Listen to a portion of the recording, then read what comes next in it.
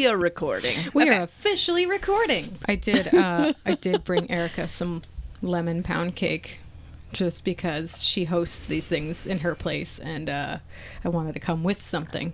And I also brought my little dog, too. Anything Bridget bakes is something that I want. I had no idea she was going to bring this with her, but I got very excited when she texted me. I was driving and I almost like...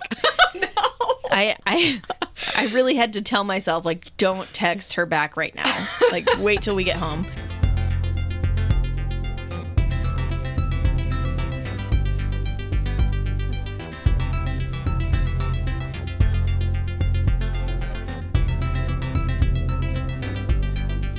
Welcome to Lights, Camera, Remake, the podcast that does not advocate for torturing sheep. Fish are okay, though. Okay with fish. So yeah, we at true to form. Most of what we're calling this season's episodes, I have kind of followed suit with whatever trend Erica has started. She picked a Japanese movie. I picked a Japanese movie. Did you do that on purpose? No. Okay. I just really wanted to do Godzilla at that time. It just worked out that way. And then I forget what was in the middle there. It's a little hazy. And then you picked a movie and its sequel, Speed, and I picked a movie and its sequel, Parent Trap. Oh, yeah. Parent Trap is kind of like in between. And I'm not sure when we're going to air that one. Mm-hmm. We'll probably air... Well, if anything happens, I'll probably air them in order. So, yeah, for a while, I've actually wanted to show you these movies because there are certain movies that just become close to your heart. And this is one of my favorite animated films, is How to Train Your Dragon. And what reminded me I love these movies so much is I went to one of those Atlanta Symphony concerts, and they were doing a bunch of movie scores. I am a big movie score junkie. I love movie soundtracks. Oh. And they played the theme from this, and my friend Dorothy, who was sitting next to me, was like, oh, I've never seen that movie. And I'm like, you have to see this movie. And then I rewatched it, and I'm like, that's right, I love this. So it just kind of reignited how much I loved it. So, and also Erica is finding out that not only am I obsessed with superheroes like Superman, I'm also a dragon junkie too, because I've loved dragons ever since I saw Dragonheart. Dragons are cool. Yeah. I like dragons too. Yeah, but I also like the twist that they're not necessarily the bad guy. You know, I like I guess I like a good buddy comedy. I don't know. Well, you got one today. Technically two. So we are covering How to Train Your Dragon and How to Train Your Dragon 2. We can't cover the live action remake because it has not come out yet. However, we'll do a little blurb at the end about it. Because okay. I found a little bit of information, a little bit of what the director said. It's opened my eyes to the possibilities. I will say I was hesitant at first, but after seeing his interview, I feel a little bit more confident. We'll see. How to Train Your Dragon is a 2010 CG animated film by DreamWorks Animation, directed by Dean DeBlua and Chris Sanders, who had most recently, or more famously, done Lilo and Stitch in 2002, another very, very popular movie. This was written by William Davies, and as well as Dean and Chris. It's based on a book series by Cressida Cowell. These are definitely for younger readers, very cutesy, very different than these movies. She's a British author. She wrote 12 books between 2003 and 2015. It's pretty good. Did you say she was British? She's British. She's a UK author. Okay. And these books sold more than 7 million copies worldwide. And now she's set for life. Good for her. And so in the books, there's still like similar character names and things, but the situations are much different. In the books, training a dragon is a rite of passage. Hiccup ends up in exile, actually, because he trains his dragon the wrong way, and it starts a fight with the others. But then at the end, he and Toothless save the village from a giant dragon called the Green Death. In the books, Toothless was about the size of a small dog, and he literally was toothless. He had one tooth and he lost it. Oh. That's why he was named Toothless. That's cute and all, but I think at some point in the decision-making process of the adaptation, they decided, well, Toothless should be like the most dangerous dragon they've ever heard of, so deadly and so mysterious, and he should be big enough to ride. Obviously, things changed when we get to the movie version, but the movie version was approved by the author, so... Okay. It sounds like she was okay with it. Sometimes when you have a big change, the author, the original writer might not be on board. It sounds like she was in this case. Right, like with Solaris. Well, he was very opinionated. I bet both of them were. Yeah. To be fair. So this movie is rated on IMDb 8.1 out of 10, But on Rotten Tomatoes, it's a 99% on the tomato meter and a 91% on the popcorn meter, which it's still a very, very popular movie. Yeah, wow. I mean, it spawned multiple sequels, several TV shows. I think there might have been some sort of video game, tons of merchandise. Like, oh, I'm sure. It did well, and soon to be a live action remake. So obviously they did something right with the formula here. It's also why I liked analyzing these movies that are really popular, because there's something in the formula there that had staying power, where it might not have happened if they didn't get all the elements in a line. IMDb says, a hapless young Viking who aspires to hunt dragons becomes the unlikely friend of a young dragon himself and learns there may be more to the creatures than he assumed. Yeah, so I guess I'll start going through the plot. Oh, by the way, we've said this before. This is Spoilers the Podcast. If you are going into this movie in the summer completely unaware, maybe wait to listen to the podcast afterwards, because I'm pretty sure the plot's going to be very similar. I am going to spoil the hell out of this movie, but granted, it's been out since 2010. If there's not a podcast already called Spoilers the Podcast, I might move to change our name. Yeah, Rosebud is the sled, so... On the island of Berk, life is harsh. And even harsher because their pests are dragons. Meet Hiccup. He's Chief Stoic's son, but hey, he's as un-Viking-like as they come. Small and nervous, all Hiccup wants to do is truly become part of the tribe. When dragons attack in the wee hours of the morning, Hiccup ignores many villagers and his father, who tell him to get back inside. He can't wield an axe, but he did create this bola flinging device that can do the work for him. So if he kills a dragon, his life will get better, people will respect him, and he might win the heart of Astrid, the woman who's both so beautiful to him and so scary. I think he says, taking down a dragon would definitely get me a girlfriend. I'm like, such a teen boy thing to say. Yeah. I feel like we get better after that point. So, like, I let that slide because his priorities do change. Yeah. And his motivations become a little better. So he, against everyone's best wishes, he takes this device to, like, the top of a hill, and he sees a dark shape in the sky. He knows it's the mysterious Night Fury. No one's ever seen one and lived to tell the tale. His bola hits the dragon, who crashes in the woods, but of course, before he can go find it, he's chased by another dragon, and that ends up with him destroying, like, half the village. No one believes that he actually caught a dragon. They're like, no, you've said this before. So he's literally the boy who cried dragon. You're like, you said this before. You said this another time. This never happened.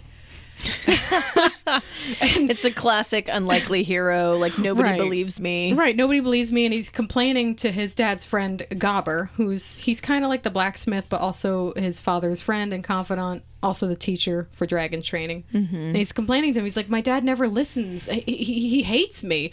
And he's like, no, it's not something about you that he hates. It's like all of you that he hates, or it's like it's what's inside that he hates. What? Yeah. That's a rough thing to say to a kid. It was not a good thing to say to a kid. He is already, like, clinically depressed. Like, don't do this. Yeah. So after some searching, Hiccup finds the downed Night Fury. It's wrapped up in rope from that bola, and it's injured, but it's still alive. So he's, like, psyching himself up, and he's like, I'm going to kill the dragon for my father. I'm going to get all this status and respect.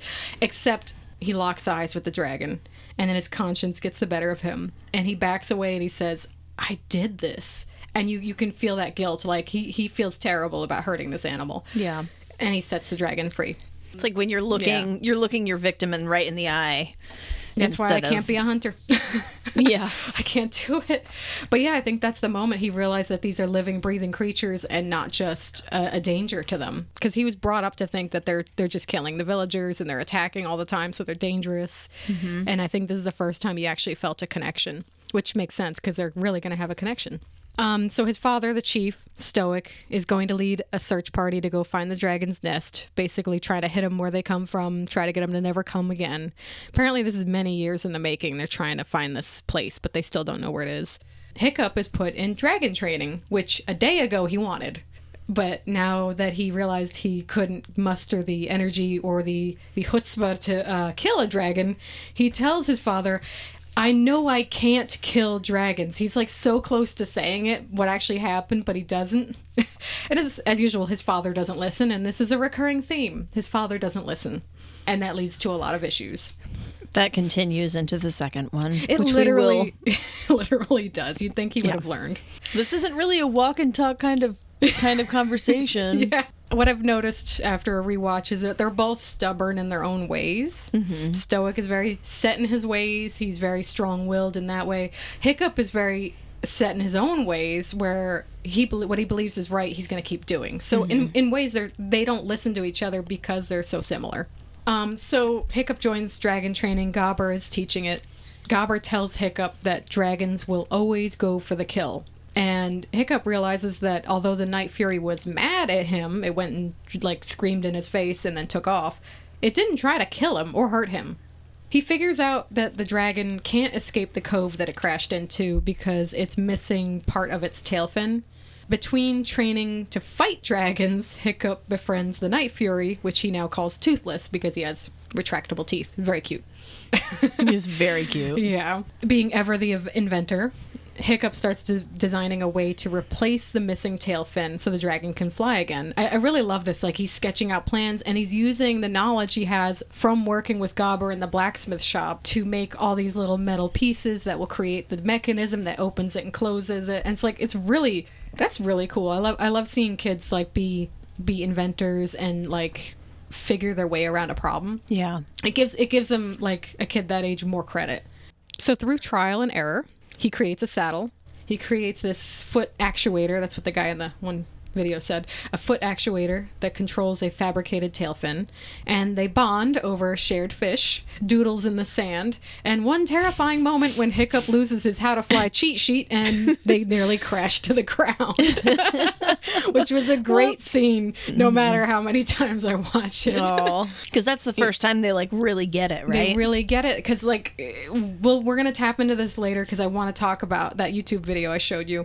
Right. But the beginning of the scene is all about Hiccup trying to control the dragon, and he's really like, oh good, the thing works that I made and stuff.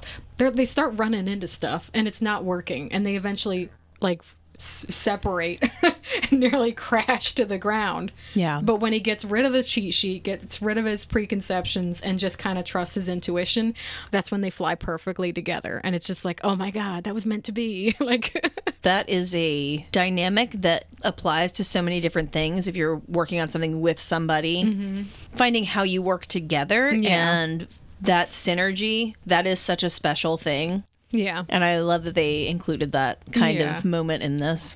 And just like the overthinking in the beginning where he's like, okay, let's see, I need to put it to position 3, no 4. And every time he says a position, it's always wrong. It's like, position 3, shoot, 4. 4, nope, 3. And then they run into the sea stacks and the dragon smacks him like, what are you doing? Very cute. Should I talk about the music stuff now or we'll wait till later? Now let's do it. We're already talking about that scene. All right, we may as well get into it. So I'm gonna link it in the show notes, but I found this amazing YouTube video by Charles Cornell, where he's breaking down the themes in How to Train Your Dragon, specifically the test drive flight scene. That's what they call it, and how they come beautifully together. He's talking about in the video how Hiccup has a theme. It's heroic, it's epic, it's going on an adventure, great bass line. It's used 31 times in the film, but in many different ways. Toothless also has a theme. It's kind of in my eye or my ear, I hear scales going up and down. Mm-hmm. You know, do do do do do do. It's like a scales exercise, honestly, which is ironic. And it's used in major and minor, which you, music human, know. Major is typically happier and minor is typically sadder. So like when things are going bad, his theme is in a minor key, which I thought was very smart. Yeah. If you only use the song straightforwardly as you write it originally for the entire film, there's going to be a flatness to it, right? Yeah, like, overused. Yeah, he's like, the composer is creating a more dynamic, emotional roller coaster. Yeah. With the different forms. I mean, there's so many different ways you can like revoice a song too, and you know, putting it in a minor key is definitely one of them. I like that. But yeah, it's smart. Smart on his part. And composers for movies are doing that. They're basically dictating the emotions of a scene. Where sometimes if you watch a movie scene without the music, it feels very empty. Exactly. Because it's missing that element. So I really love this. So John Powell was the composer for How to Train Your Dragon. I'd never heard his name before. Yeah, he's done some other animated films too, but the other ones didn't stand out as much to me, but I'd have to go back and look. But he did some other DreamWorks movies, I think. Oh, okay, nice. But this one definitely ranks among my favorites. Something that Charles Cornell was pointing out in his video is that these themes are used separately. So when Hiccup is starting to fly the dragon and he's doing it very methodically and a little too, I gotta be in position 3 or whatever. Yeah, it's too Hiccup's stiff. theme. Yeah, it's too stiff. It's Hiccup's theme. It sounds heroic, but it's also like kind of false heroic. And when the dragon's having fun, it's his theme. But after they nearly crash and they have to get back together and Hiccup has to throw out the cheat sheet because he can no longer, he's panicking, they're about to crash again.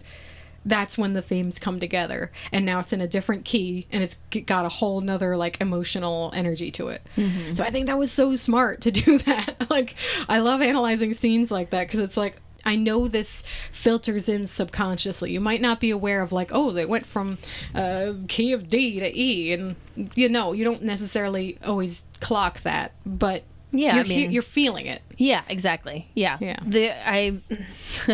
This is a slightly different thing, but I remember a long time ago when I was in band, there was like this really fast part that I think the clarinet section was doing in this one song we were working on, and it was like, our band director was like, do they have to hear every note that you play? No, they don't have to hear every note. But do you have to play every note? Yes. And it's like, people who are listening aren't going to pick up every little thing. They're not going to be like, we've switched keys. Or, that's good. Or now it's, like they're not going to hear every little detail, but they're going to feel that emotion. That's amazing. I came in late to marching band in freshman year. Long story, but I was late because I never got the phone call. I think they called the wrong house.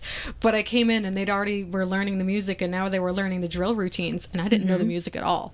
And it was more complicated than middle school, so I was like, I don't know what I'm doing. And then the section leader for clarinets was telling me like, well, this is how we play this part. And she did it, and then I was like, I couldn't hear it because it was going too fast. And then I had to slow it down and say it out loud. And she's like, okay. And then I got it. It didn't work for her that way. Yeah. It worked for me that way. Do, do, do, do, do, do, do, do, do, do, do, do, do. That's the only way I remembered it, by saying it out loud and saying it slower. Yeah. I don't even remember what song that was, but that little part of the melody is stuck in my head forever. I mean, marching band music can get pretty intense for sure. It definitely could. We were pretty good too, if I do say so myself. Oh, fancy. We went to Disney. Nice. Yeah. So yeah, I just wanted to talk about the music because this is a soundtrack I really like. And I really want to highlight different parts of movie making that are still important to the overall experience. I have a thing. Yes, I would love the thing. What's the thing? So these are Vikings, but a lot of them sound Irish. Oh yeah, the accents are complete trash. They're And fake. Our main character is clearly American. And yes, when we get to the second one, his mother is British sounding. Oh, absolutely. Although it occasionally kind of sounds like she does a little bit of the hard R at the end of some of her words. But I was like, how does this play? Yeah, I don't know. I think I just never questioned it, but I started thinking about that recently too. Yeah. And also, if you noticed, all the kid Vikings are all American. That's true. All the kid Vikings, unless they're making fun of their parents, then they slip into the brogue. Stoic is Scottish, because I think Gerard Butler is also Scottish. I could be wrong. He just has that brogue.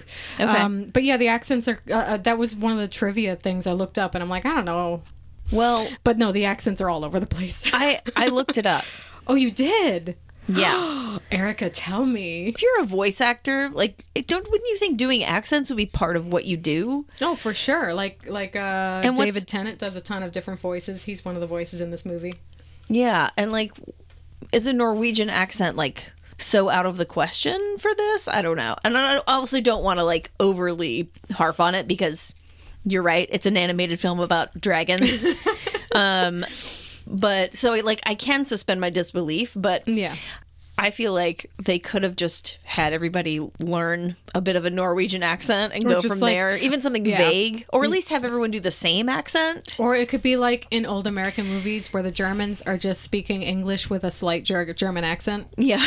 Yeah. I think that's what it is. Honestly, I think it's an American audience thing. It's like making it accessible to them. But also, I have a feeling that creatively they decided, what do Vikings even sound like? But what I found out and just hadn't really thought about before is that there were Vikings that ended up staying in Ireland, and there was procreation between the two cultures. Okay.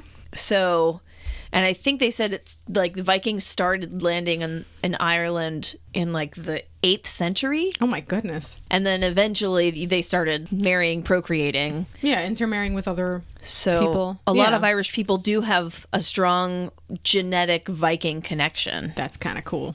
So the Irish accent, at least, is not completely out of the question.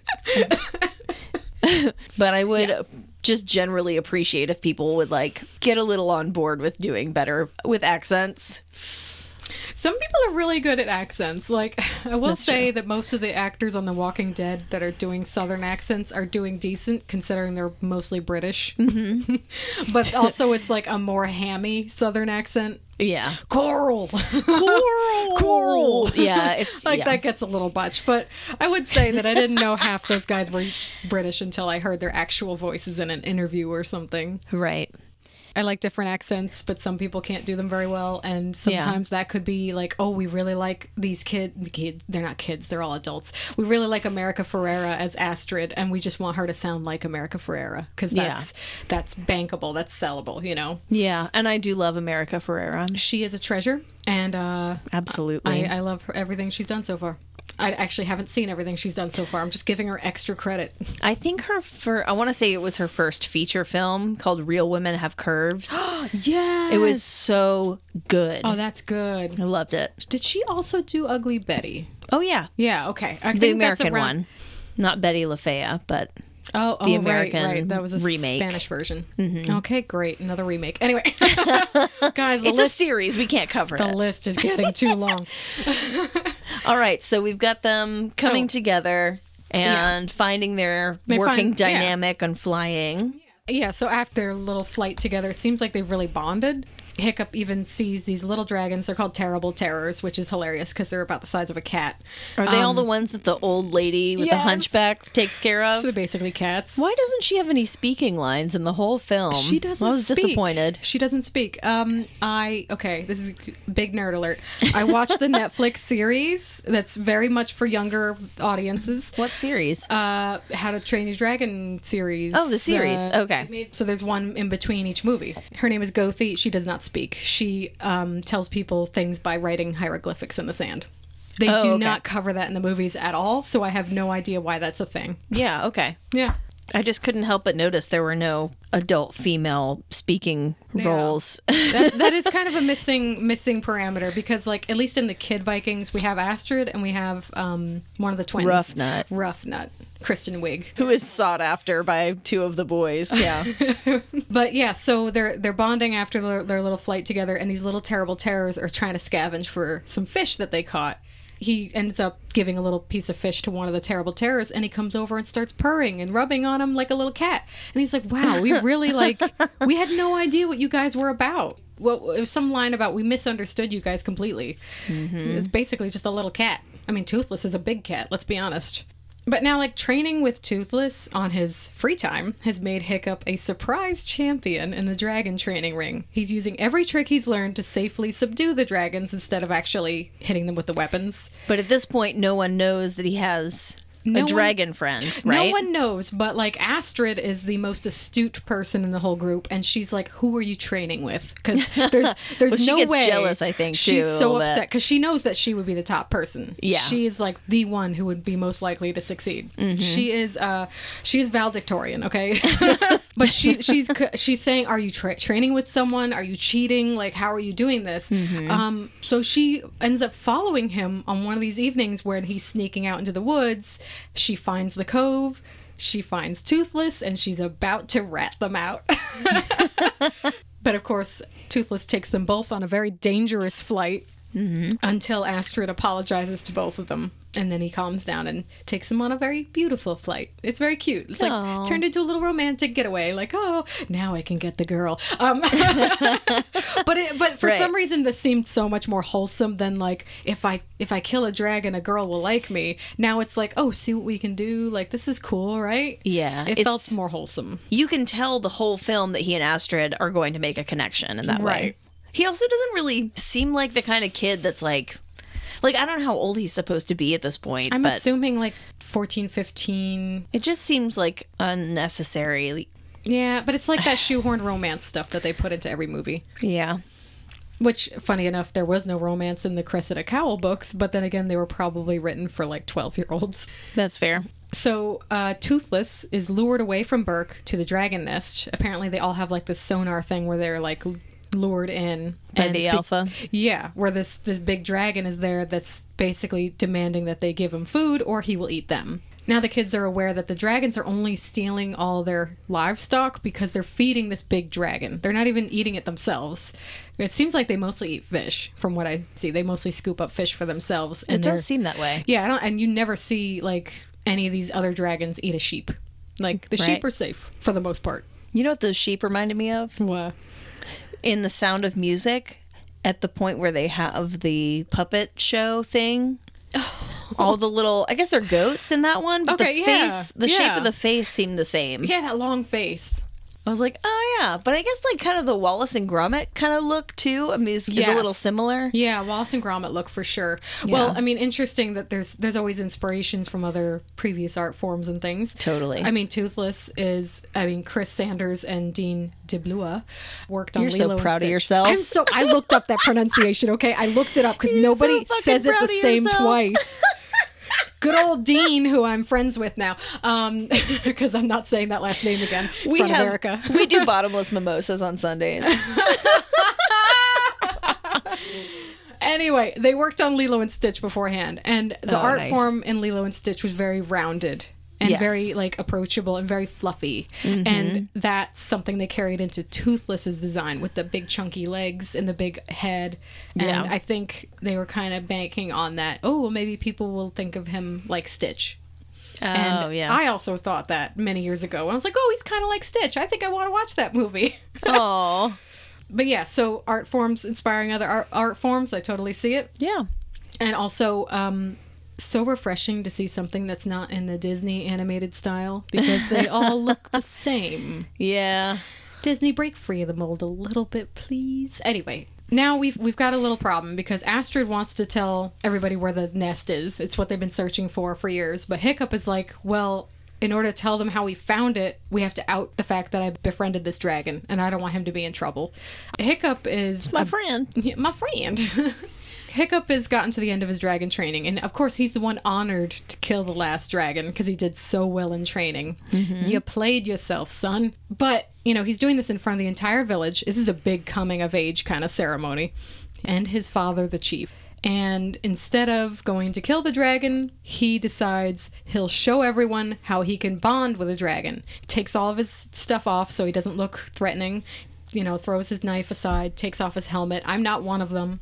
And then he's about to bond with this other dragon, like, just pet him or whatever. Uh-huh. But of course, Stoic, not listening again, shouts and scares the dragon and makes him start attacking. It's just a common theme. Like, Stoic not listening and just flying off the handle has led to a lot of problems. Come on, dads. It's so funny because if he had just listened, obviously, his son was fine. The dragon wasn't attacking until... he flipped out. And now the dragon is like, well, I'm in danger, so I'm going to attack. Yeah. Hiccup's running away from him. Astrid tries to save him. It doesn't work. Nobody can get into the ring. Toothless hears him from the cove, from across the island. He runs across the island because he can't fly by himself and fights this big dragon, this monstrous nightmare by himself to save Hiccup. It's very sweet because he's such a smaller dragon compared to this other guy. Yeah. Is it the one that accidentally sets himself on fire that he's fighting? That cracked me up, I will say. He has a nasty habit of setting himself on fire. That one will definitely get me a date. That would be me. I would be that dragon. I am the dragon that sets myself on fire. Whoops.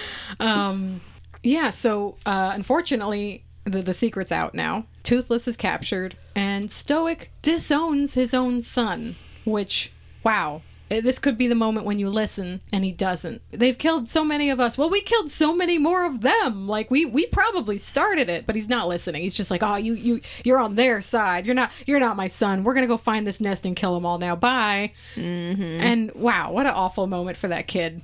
Jeez. So he decides to do something crazy. Crazy. Here's his hero moment. His hero moment. He teaches all the other kid Vikings how to bond with the dragons. And they go and join the fight at the Dragon Nest Island and intervene just in time to save the chief and Gobber from the giant evil dragon, which we'll call the Green Death. That's what I saw it written as in the book. Yeah. Pretty impossible to fight. There's a big aerial battle, and now it's down to Hiccup and Toothless versus the Green Death. Toothless is faster, so they use this to lure their enemy into the clouds and hit it over and over again and time it perfectly so they can explode the dragon with a well-placed shot inside the mouth. But unfortunately, Hiccup's homemade tail fin catches fire, and they also crash to the ground. I mean, it's like they live in a rubber world, though. There's a lot of, falling and bouncing off of things. It's definitely cartoonish, but there's still I read one of these interviews where they still said they wanted it to be somewhat grounded, where there's still consequences, which gets us to the end of the movie. So Stoic approaches the downed Toothless, who's unconscious, and his harness is all destroyed and his saddle is ripped, and he sees his son nowhere, and he says, "I did this," which is the same thing that Hiccup said at the beginning of the movie. I did this when he injured the dragon. That's what I said about narrative parallels. So it's going to get even better because you're going to see the other parallel we come up with. So I did this. It's a moment of guilt. It's a moment of realization. But, he everything's fine, sort of, because the dragon wakes up, he uncurls his wings, and shows that he saved Hiccup just in time. He just didn't save all of him. So Hiccup's going to be unconscious for an undisclosed amount of time, but when he wakes up, he's shocked to see that Toothless is in his home, something he never thought he'd see. Mm-hmm. His next shock is more heartbreaking because he realizes he lost one of his legs, and now he has a prosthetic or a peg leg. He tries to get up and falls, but Toothless catches him, so they walk together to the door, both boy and dragon missing a piece on the same side. I noticed it was on the same side. Yeah, both on the left side. So it's interesting that Toothless can't fly without him, and now he needed the dragon's help to get up. And it's it just kind of, it's interesting how that paralleled too. But once he gets outside, he thinks he's hallucinating because the entire village has dragons now. And now Burke is known for having the coolest pets instead of pests. They did a lot of parallels in this movie. It's actually quite a lot. So the "I did this" line is very important. Mm-hmm. It shows guilt, it shows remorse. So both Hiccup and his father end up saying this. And also in the beginning of the movie, Hiccup is trying to prove his mettle, and he's like, "Look, the dragons wouldn't know what to do with all of this." And they're like, "All of what?" Basically, they need toothpicks, don't they? You're tiny. And Gobber's like, "Yeah, stop being all of you. That's what's wrong." Just all of that. So it's pretty funny in retrospect because he loses a leg at the end. He's no longer all of him. Oh, I didn't think about that either. And that's funny. And his father says, "It turns out we needed a little of all this." And he's like, "You just gestured to all of me." So it's kind of cool that it comes full circle about acceptance and I also love that we end up with a character with two characters actually with disabilities, and it's something that happens. It's a consequence, but they learn to live with it and move forward. I just thought that was really, really beautiful. The other reason I wanted to cover these movies, themes of toxic masculinity. Thank you, because that might even tap into the next movie. Hiccup is not all of him until he disavows himself of trying desperately to get the girl and trying desperately to fit in with everybody else and kill dragons in a macho way. Mm-hmm. He is honestly the antithesis of toxic masculinity. He's actually a good male character because he seems to want what he thinks other people want, but then he figures out his own stuff. And so I feel like he's an untoxic male character for that reason. Also, he's emotional. He's allowed to have emotions, which is good. Yeah. Even though he really wants to fit in and be a Viking, he also Why don't we have any bread-making Vikings? I could be one of those. Yeah, I mean, he follows his own compass ultimately. And I think that that is something that toxic masculinity does not encourage men to do. Yeah. Or women either, to be honest. But, But also, we're talking about men, so, and manhood. Yeah. I mean, we could probably wrap both into the discussion, but just the fact that his father does not understand his son outside the scope of what a son to him should be. Yeah. Thinks of everything the way things have probably been. It's like, you raise your son to be a fierce warrior, and that's about it. He literally does not know how to talk to his son at all. Yeah. He's like, we go fishing, and he goes off chasing trolls or something. Like, he's off being an adventurous little kid. But he doesn't understand how to talk. Literally, when he came back and he's like, oh, you're doing great in the ring. Finally, we have something to talk about. Most awkward silence ever. The budget for the first movie was $165 million. That's a lot of numbers. What? That doesn't sound right. That can't be right. How does that... Is that normal for an animated film? They can be expensive. I don't really have a compass for this. Worldwide, it made $494 million. 160 went into it, 165 and they got back 494. Yeah, so it sounds like it was quite a success. Wow, imagine if they had spent a lot less on that film, on making it. Yeah, I don't know. I don't know how much computer animation costs. I mean, it was obviously more challenging to do back in the day. Mm-hmm. Back in the day. This wasn't that long ago, was it? Back in the day in 2010. Oh, God, that's a while ago now. It was 15 years ago. Ugh. All right, we'll go to How to Train Your Dragon 2, which Erica's going to cover for me because I'm going to lose my voice. No, don't lose your voice. I'll do my best. I'm going to eat another piece of lemon pound cake. That'll help. Yes, lemon pound cake makes everything better.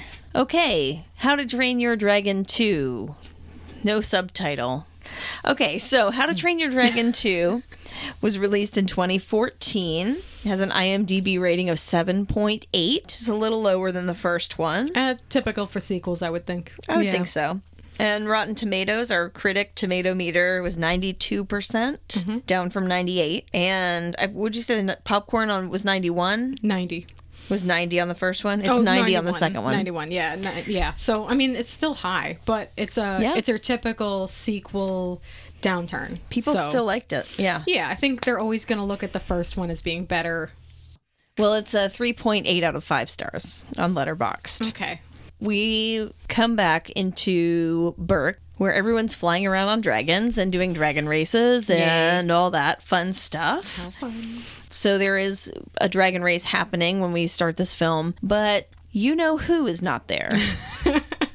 Hiccup is off with Night Fury doing some cartography. Yes. And say it like it's a bad thing. Yeah. Well, his dad doesn't seem very pleased about it. No, he's basically like, you should stay here where your people are. And he's like, but I want to explore and see the world because I have the ability to do that now. And he's got a more sophisticated prosthetic that he has made for the tail fin for Night Fury.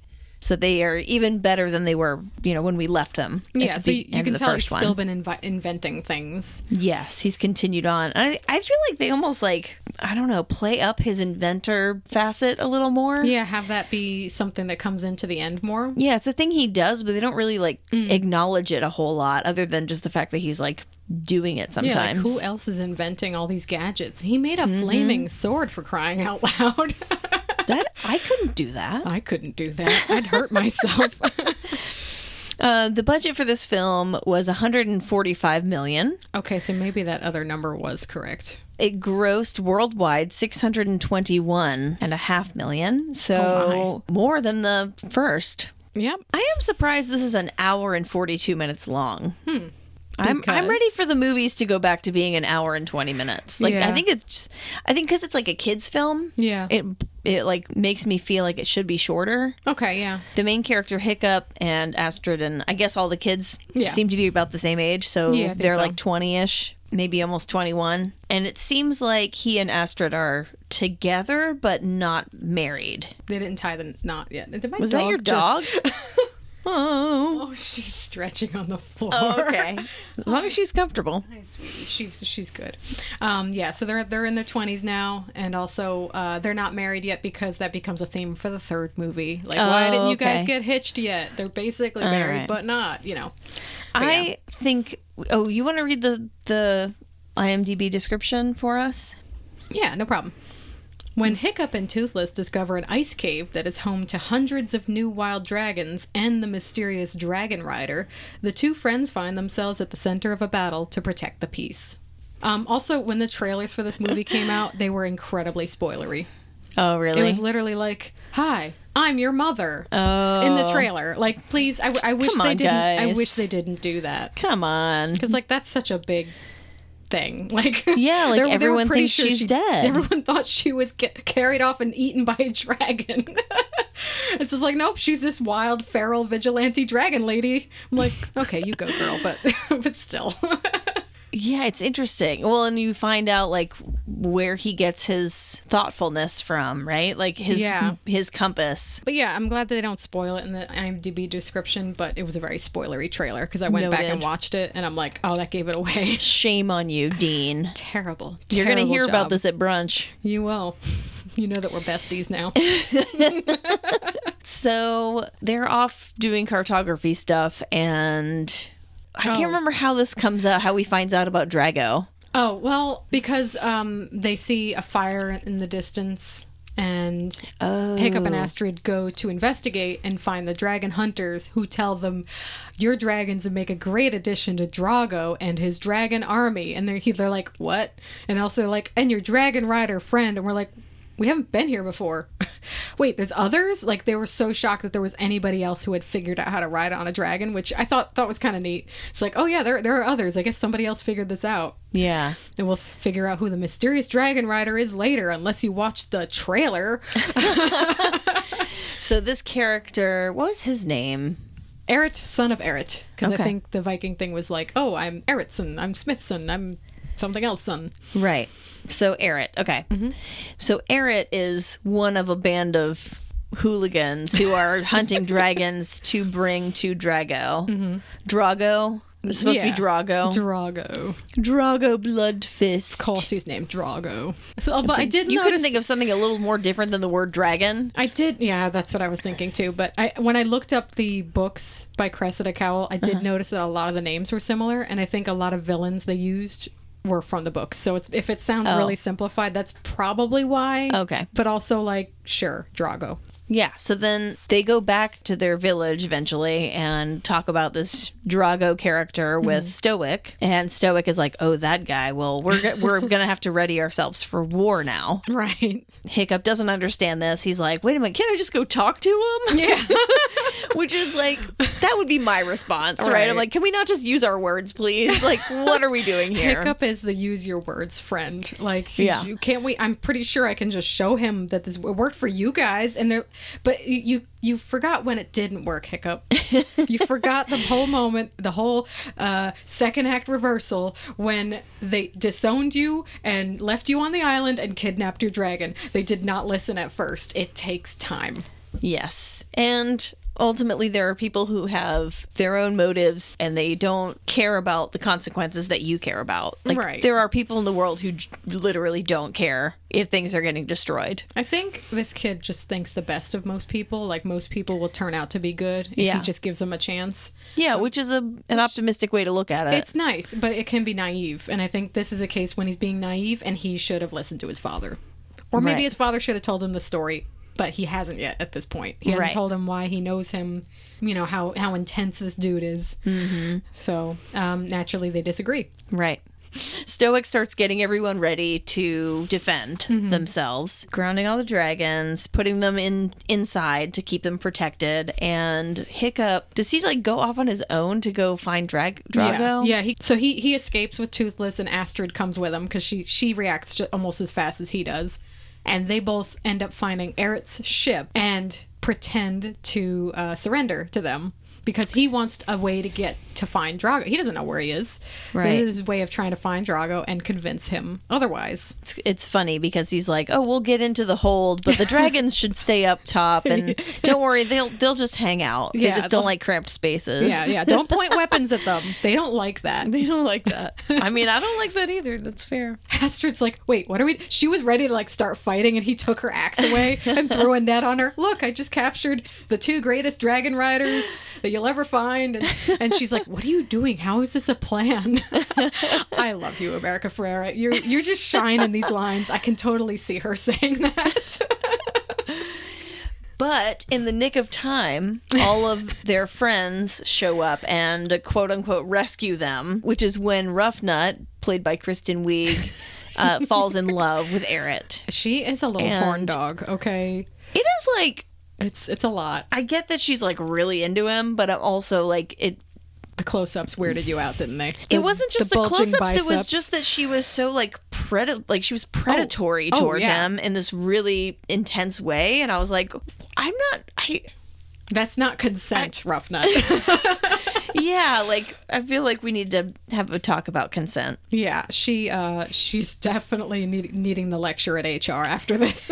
Yeah, which she hasn't been interested in either of the other 2 boys who've been like fawning over her. Oh my gosh. Which fine, fair enough. Yeah, like, there's not a lot of girls available, and also Astrid's already taken, so they get quote unquote rescued, and they go back home at that point. Well, everybody goes home except Hiccup defies his father again. You know, his father calls it mutiny in a sense, or something like that. Mm-hmm. Astrid wants to go with him again. She's like, no, I've had enough mutiny for one day. And what's funny is he doesn't go after his son. He doesn't follow him. Maybe because he can't follow, because I think Toothless is the fastest dragon. I think he flies the fastest, so he probably can't keep up. But he's a big fat dragon. Yeah. His dad is like a big armored dragon. He's not going to go fast. He's powerful. Did you notice that they put the fat kid on the fat dragon? Yeah, they did. It's not great. It's not great. He does love that really, dragon guys? Though so much. I mean, they clearly bond, but they're very sweet. But yeah, it's a little right. icky. But I have to remind myself this was a lot of the humor of the time. Not that it was that long ago. But yeah, that kind of stuff. Looking at it as an adult, I'm like, you could have been a little kinder.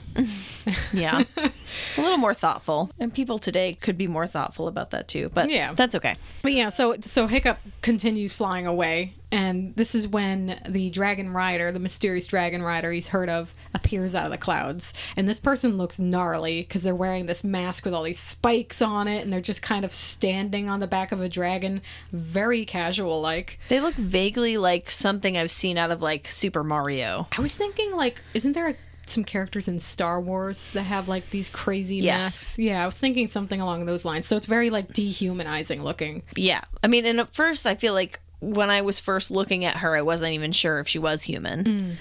They end up like tussling a bit, and then when they finally land, she sees like some part of him. There's a scar. She sees a scar on his chin. So obviously, we've already given this away. She's his mother, his long-lost mother, who was taken away by the dragons, presumably killed, but she's secretly been living with them and saving them for 20 years. Right. But the night that she was taken away, she saw her dragon, named Cloud Jumper, just like playing with the baby, like loving on the baby. And she's like, oh, everything I thought about them was true. They are kind, gentle souls. But when Stoic comes in, barges in and scares the dragon scratches the baby. And that's how he ends up with that scar. And I guess she remembered that happened. Pick up on that part somehow. Again, rewatched it, noticed a lot more things. But she sees the scar on his chin and she's like, Hiccup? It's a lot. Kate Blanchett, by the way, was the actress portraying Hiccup's mother, Valka, and she petitioned for the role. She said her family loved the first movie, and when she met the director, she said she would love to be involved. And he's like, "I've got the perfect part for you." So they were like, she was the perfect blend of like strong, but also like emotional and wounded, I think is the term they use, because she is kind of wounded by her actions by staying away from her family. Right. Yeah. They have their reunion, and oh my God, why isn't this movie in my head? You literally watched it today. Oh my God. It's okay. I can fill it in. This is also why I write it down, because I would get so stuck. Yeah, I should write better notes. You didn't have as much time. I wrote down, they aren't explaining what Drago wants with the dragons. And then I said, oh, he's mad that his arm in his village was destroyed. But I didn't get that until later on. Yeah. That was why he wanted to control the dragons. You don't know his motivation until like 3/4 of the way through the movie. You just know he's bad guy. We don't like bad guy. Yeah. But yeah, they have this whole bonding moment. They hunt fish together. They fly on the dragons together. It's all really cute and precious. He shows her the flight suit he made that he always crashes when he uses. It's actually pretty funny because this is the second time he's used it in this movie. He launches off the back of his dragon, and Toothless looks all proud, like, look at my owner, he's flying on his own. And the other dragon looks at him like, are you kidding me? He's going to die. The dragons can't talk, but it's like you can see that in the way they're animated. Yeah. That was funny. funny. They definitely are communicating. Yeah. But it's funny because, the mother, Valka, says, like, after all this time, you still took after me. You're like this sensitive person. You bonded with dragons. Like, there's no one who would understand us. And he's like, actually, everybody's on board now. Kind of boggles her mind a bit. Yeah, you could have come back 5 years ago. Almost seems like she didn't quite trust it. I don't think she believed him. And again, nobody believes this poor kid. Yeah. His dad shows up. And this is that moment we were talking about where he's like, hey, wait, there's something you should know before we go. And he's trying to get it out. And he's like, no, we got to go. We're going to get you out of here. No, this isn't an on the way kind of discussion. Yeah. Like, please stop walking. Let me fucking talk to you for a moment. And then they run into his mother in that cavern. And there's this whole reunion scene between Stoic and Valka. And like sing their song together and everything. So it's actually very sweet. Like, I give them points for actually, and it's kind of cute because you watch Hiccup and he's that kid that's like, my parents got back together. Like, oh, finally. No, I know. It's very sweet. And then he's like, he cool. didn't even have to do the Parent Trap rigmarole. There wasn't, yeah. Oh my God, the Parent Trap dragon version. Call the producer. Copyright. But then he's like, oh my God, this is great. Now we can all talk to Drago together. And they're like, you can't talk to Drago. What are you talking about? This poor kid thinks he can just talk his way into the villain's heart, which might have worked with a different villain, not this guy. Yeah. They have all of the dragons that Valka has saved and the alpha. Yes, the alpha, who creates giant the dragon. ice that kind of protects them, right? Yeah, big gentle giant, I would say. Yeah. But then Drago has his own alpha. Yep. Which is darker in color. Yeah, it was kind of like white versus red, I think is the way you were able to tell the difference. The white one was the good one, and I think the other one was red. They made them different colors so you can quickly tell who's the good guy, who's the bad guy. Yeah. And you have to assume, like, how else would he have controlled that giant dragon? That dragon could have just, like, stepped on him like a flea. This dragon is enormous. No, I have to assume he raised it from an egg. Like, he stole the egg.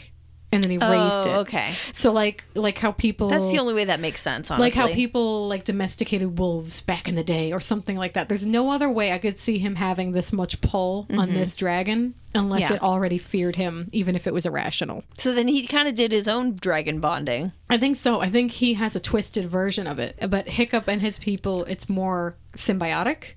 And with Drago, it's more, this is a means to an end, and I want to control you. Yeah.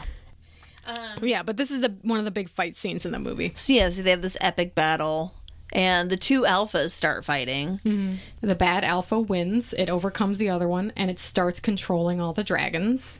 Now, I think the trained ones are not taken in just yet, but Drago does his witchery and makes the alpha focus on Toothless specifically and take over his mind. And you can tell when his mind is taken over because his eyes turn into like slits. Yeah, so very alien looking, very uncomfortable. And then whenever you see alarmed cat-like. Yeah, and whenever you see from his point of view, everything's blurred out. So it's like he can't recognize even people he knows. Right. So he goes to attack his own owner. And unfortunately, Stoic tries to save his son, and he succeeds, but he gets hit by Toothless's blast and passes away.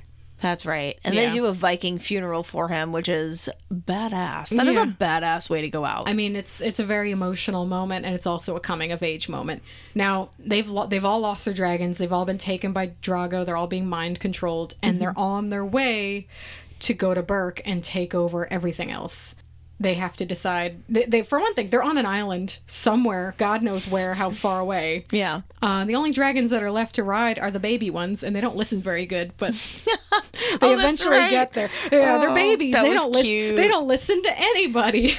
Which is the only, that's the only way they can, that's like, that works to their advantage, even though they're still unable to control them. Right. It's very funny. They keep running into stuff. But I think that the whole, like, they're babies, they're not going to listen to anyone. It's pretty funny. They make it back to Burke, and the whole idea is distract the alpha so that Hiccup can get close to Toothless and try to connect with him. Because that's the only way he can figure to break through the mind control. And it does work eventually. It's very touching. It's like, you know, hey, bud, you know, don't you remember me? I know you didn't mean to hurt my dad. You never would have done that. Like, it was very, very touching. And you can see from Toothless's point of view as he's breaking through, he's becoming clearer. And Drago's like, how are you doing this? And it's like, well, because... Compassion. Yeah, like love and being not a jerk. I don't know. Using your words. Use your... See, this is a movie series about using your words.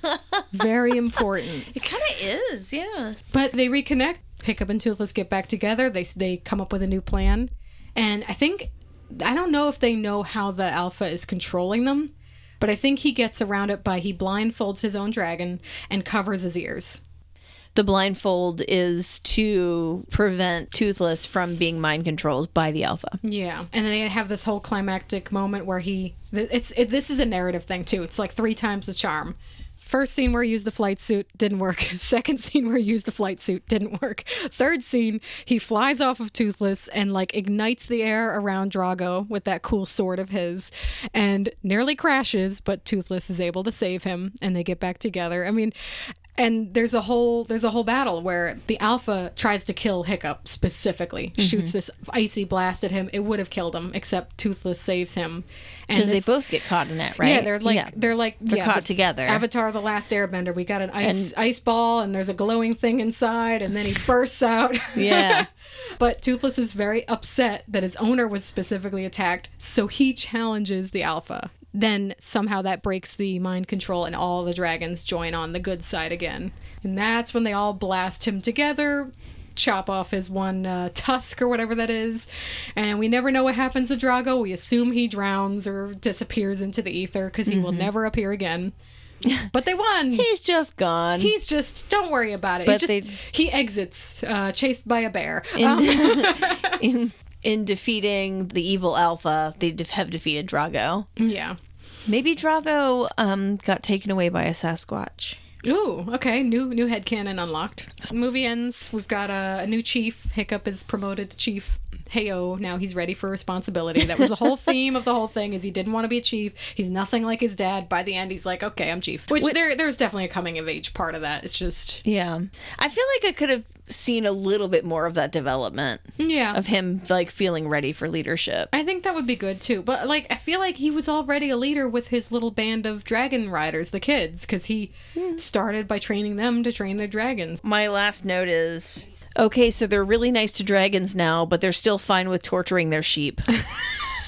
Yeah, they still throw the sheep in the air for the dragon races, and they're getting... Those are some crazy heights for a sheep. That's anxious. You see the little eyes go wide when he's like, I'm being what? And they just have the one black one. Yeah, he's the 10-pointer. He's the 10-point sheep. I don't want to yuck your yum. You're allowed. But I didn't look up Jay Baruchel. Oh, yeah. I was thinking about, like, looking up an interview just to hear what his normal speaking voice sounds like. That's his normal speaking voice. Okay. Yeah. Really bugged me.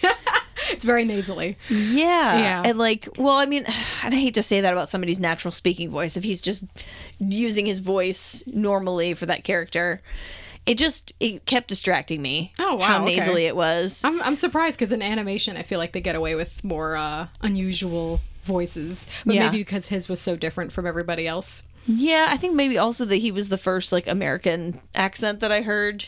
Mm-hmm. That's funny that you had such a problem with that voice. I feel like we all the wrong choice for that. We all find a thing we don't care for in things, and it'll be something as simple as like, why is she wearing that outfit in that scene? Or I don't think this person's a good actor. Some things just hit you. I think it also bugged me that it didn't seem like his voice changed at all. Like, so his voice just didn't even drop from the first one to the second one, where he like became a man. He's always that's just he his just voice. Still has that voice. He was already an adult when he was acting as a child, so it's like. Yeah, we didn't change that at all. Yeah.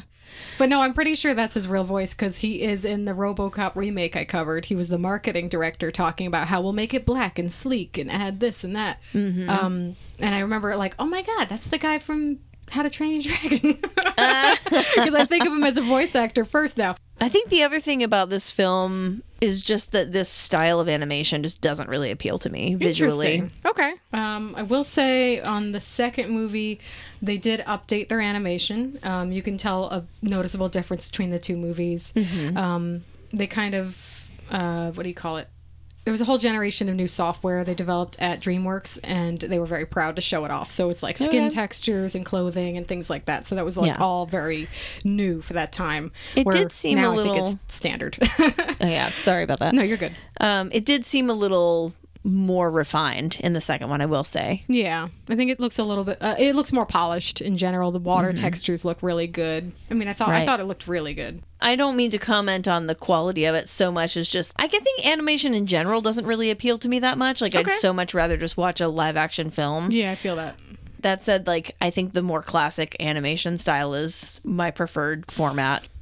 So now Bridget's going to tell us about the live-action remake and what her thoughts are. Yeah, so I definitely had conflicting thoughts when I saw there was a live-action remake because the first movie is very near and dear to my heart. I don't want them to ruin it, and I feel like a bunch of people feel that way when they see a remake being made of something they like. Mm-hmm. But there is a live-action remake coming out this summer. It's directed by the same director, Dean DeBlua, that I wrote out his name, and I'm very proud of myself.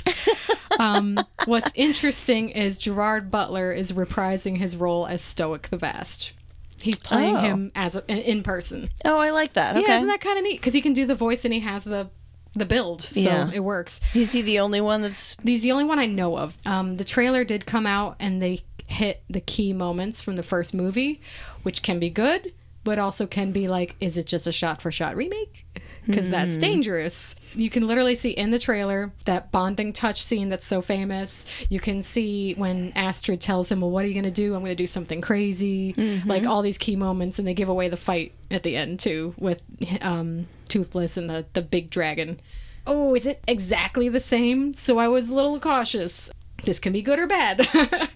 But the director said in an interview, basically, he said he's very proud of the animated movie. He's not trying to replace it, but he wanted to bring a different experience and perspective, freshen it up, but also intensify the action. He wanted to address the nostalgia, but also broaden the experience for those who hadn't seen the animated films. He also says, regardless of how it does at the box office, it's something we're proud of, and I'm glad in the end that we did it. If there are any hardcore fans of the animated movies that refuse to see it, that's okay too, because I'm proud of those movies as well. Oh. But he did say in another interview, basically, that they added some things to this new interpretation, and that gives me hope that it's not just a shot-for-shot remake, and that they only showed us those scenes in the trailer because they're trying to nostalgia bait. I hope that they find ways to expand characters, because I think he said in another interview that this gave him a chance to dive into character development more, and I can respect that. I can respect coming at something with a fresh perspective. Well, that makes me wonder how long the film is going to be. It's probably going to be a little longer, I would think. Yeah. Also, this is the first official live-action adaptation of a DreamWorks feature. Okay. The second one has been greenlit for June 11, 2027. Wow. That is bold. That is very brave. That is very bold. But good luck, and I hope so. And I think the dragon looks really cool in the movie, and I hope that it's not a shot-for-shot remake. It sounds like it's not. Yeah, it sounds like it'll be some not. different experience, at least. Yeah. I have an aside question. You can pose that side question. Is it better to watch an original film before watching a remake, or do you prefer watching a remake and then seeing the original? Ooh, that's a good question, because there's a number of movies I'm going to cover at some point. We're going to run into that. I think, in my opinion, I like to have seen the original, because there's always so many callbacks. When they do a remake, they'll always be referencing stuff, and it feels good when you're in on the joke. If it's the same exact movie, then it might feel repetitive to do it. But that also brings the question of, like, why did you make another one? Right? Yeah, that's fair. It's like, we remade 101 Dalmatians. Okay, Why? cool. Is it different? No, it's the same. It's just CG. Why? Okay. Yeah.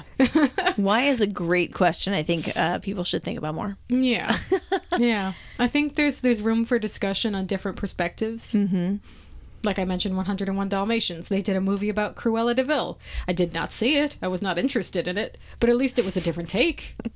Right. At least there was a movie about Maleficent. I guess we had a bunch of villain movies at one point. Yeah, they were leaning in for that for a minute. Yeah. But I mean, at least it's a different take. I mean, I'll give you that. Right. I think that, is it Gregory Maguire who wrote Wicked, the book? I don't know who wrote the book. Was it? It's Gregory something. And Son of a Witch? He wrote multiple ones. That was the first book that I ever read where it was like a classic story, but another facet and another main character. And from that other perspective. Yeah, I like that. So that kind of blew my mind when I was reading that book. I thought it was an excellent book. Oh, that's cool. So then I read a book called Circe by Madeline Miller. And that is the story of Circe the Witch, but like really in depth and really from her perspective. Not just a story about what she does, but like how she's feeling and her emotional experiences and what she's going through. Mm-hmm. That book was incredible too. See, that's a good way to use source material and freshen it up. Yeah. I will ask you, because obviously I liked these movies. That's why I shared them. What did you feel? Did they need to make another one? Did you enjoy the first one? Well, that makes me wonder how close the second one is to subsequent books that Cressida Cowell wrote. The only thing I could see from my research is that they used names. But like a lot of scenarios, like Astra did not exist in the books. Oh, okay. But Stormfly, her dragon, did. But it was a color-changing dragon that told a bunch of lies. Oh, that's kind of fun. So different, very much more goofy in the books, I would think. They're more jokey. But they were probably meant for a very young audience. Yeah. I would say that I probably wouldn't watch them again unless it just happened that I was watching them with a friend or something. But the Unlikely Hero core story was solid.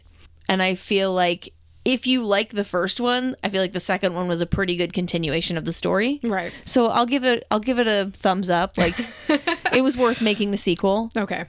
It just wasn't ultimately for me. But that's fine.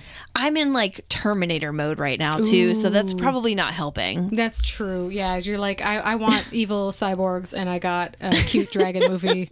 Yeah.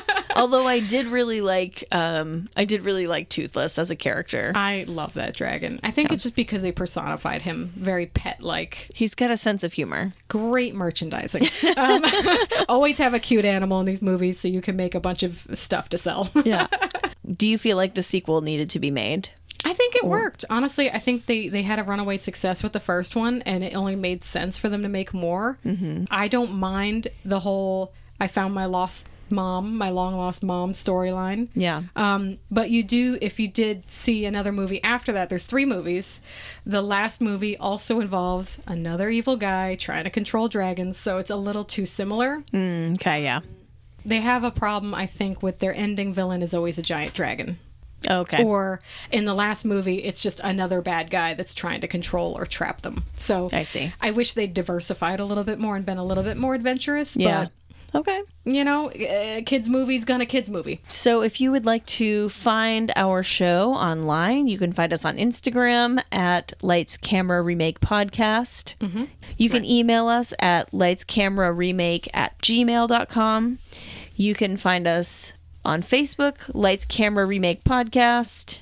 If you want to find me online, you can find me on Instagram at Stratocaster. You can find me on Letterboxd at Stratocaster. If you would like to find my music, you can find us on Instagram at gorgeous__beast or at Gimme Some Service. Those are my 2 musical projects. Bridget, where can we find you? You can find me on Instagram, Bridget LaMonica.